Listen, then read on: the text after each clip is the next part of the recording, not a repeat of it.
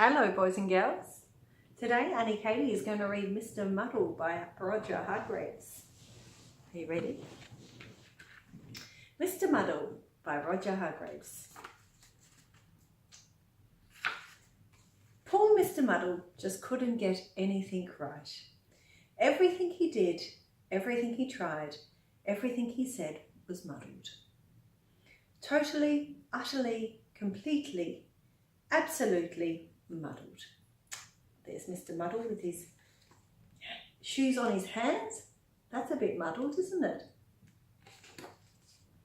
Imagine, for instance, something as simple as hammering a nail into the wall. Now, what could get muddled with hammering a nail into the wall? Mr. Muddle could get it muddled, and frequently did. There he is. He's got the hammer backwards. He's got the nail backwards. He's in a muddle.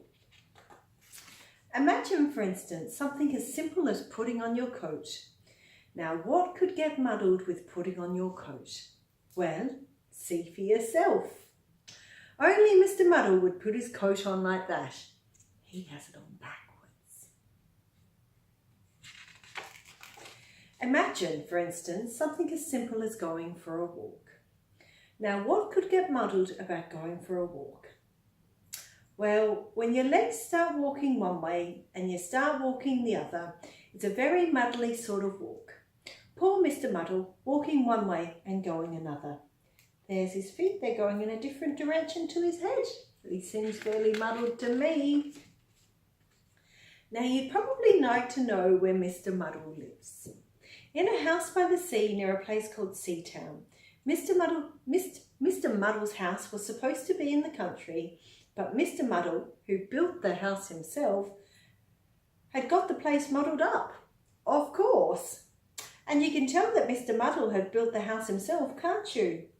Look at the house, it's all muddled.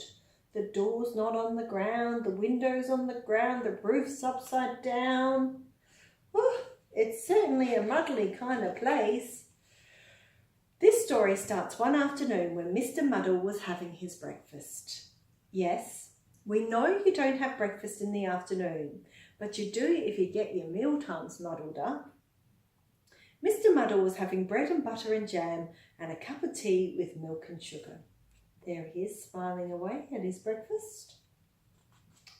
In the afternoon, he spread the butter on the table and then spread the jam on the plate and poured the milk on the bread and then filled the cup with the sugar and then poured the tea on the bread. Oh, getting his breakfast in the afternoon muddled up for sure. What a terrible, muddly, mixed up breakfast. Oh, muddly indeed. That afternoon, after breakfast, he went for a walk down the beach near his house in order to work up an appetite for supper.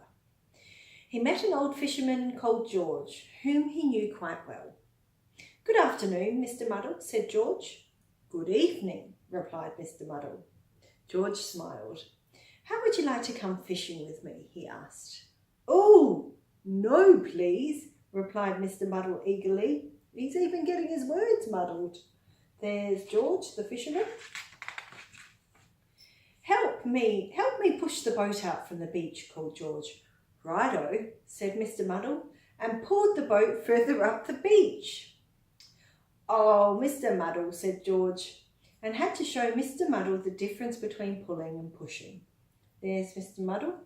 He's pulling the boat up. The boat's called Mabel. That's a nice name for a boat, isn't it? However, eventually, somehow or other, they managed to get the boat out to sea. There they are in the boat out at sea. Oh, this one looks like a tricky one to me. I'm not sure if I can do it. Oh, Annie Katie's getting stuck. There we go. "Now, let's fish," said George, dropping a fishing line over the side of the boat. "Righto," said Mr. Muddle, and dropped himself over the side of the boat. Splash! "Oh no, Mr. Muddle," said George. Again, there's Mr. Muddle. He thought that he was throwing himself in, but it's really the fishing rod that you throw in when you're fishing. It wasn't any good and they didn't catch any fish, and so they decided to go home before it became dark. "Help me pull the boat up onto the beach," called George. "Righto," said Mr. Muddle, and pushed the boat back into the water. George was just about to say, "Oh, Mr. Muddle," again, when he had an idea. He smiled to himself. There's Mr. Muddle, still getting confused again. All muddled.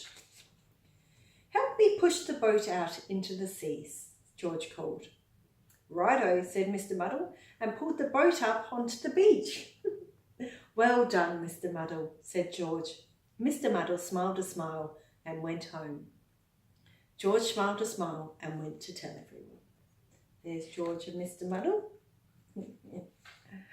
The following day in Seatown, Mr. Brick the builder asked Mr. Muddle to hold his coat for him. "Righto," said Mr. Muddle, and held his ladder for him, which is what Mr. Brick actually wanted. "Well done, Mr. Muddle," smiled Mr. Brick, who'd been talking to George. Mr. Muddle was very pleased. There's Mr. Muddle holding the ladder. There's Mr. Brick. Then Mrs. Scrub at the laundry asked Mr. Muddle to pass her the soap. "Righto," said Mr. Muddle, and passed her a clothes peg, which is what Mrs. Scrub actually really wanted. "Well done, Mr. Muddle," smiled Mrs. Scrub, who'd also been talking to George. Mr. Muddle was extremely pleased. There's Mrs. Scrub. And then Mr. Black, the coalman, asked Mr. Muddle to lift a sack of coal down from his lorry. "Righto," said Mr. Muddle, and lift a sack of coal up onto the lorry, which is what Mr. Black really wanted all along. "Well done, Mr. Muddle," smiled Mr. Black. George had talked to everybody. Mr. Muddle was delighted. There he is lifting the coal.